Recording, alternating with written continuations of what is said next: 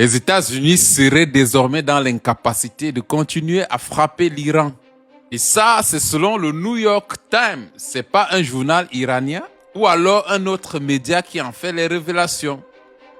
Alors, après 4 mois de frappe intense sur l'Iran, le New York Times et d'autres médias américains révèlent que les États-Unis seraient maintenant dans l'incapacité de continuer à mener des salves de missiles sur l'Iran par manque de munitions. Entre-temps, les mêmes médias révèlent que l'Iran aurait multiplié sa capacité de production de missiles, pendant que les États-Unis sont en rupture de stock et seraient incapables d'avoir une chaîne de fabrication rapide de missiles.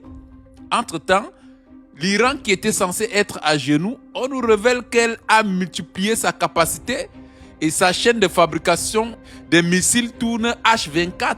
Alors, d'un côté, où sont ceux qui criaient sur la Russie en Ukraine d'avoir déjà fait 4 ans?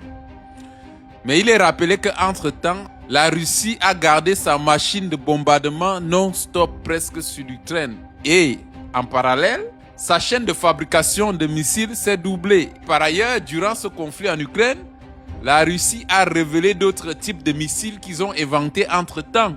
Presque chaque 2 ans, la Russie révèle un nouveau type de missile, et même étant en guerre. Au détriment des États-Unis, dit première puissance militaire mondiale. La question qui revient maintenant de plus en plus est de savoir la première place militaire des États-Unis se situe nettement à quel niveau?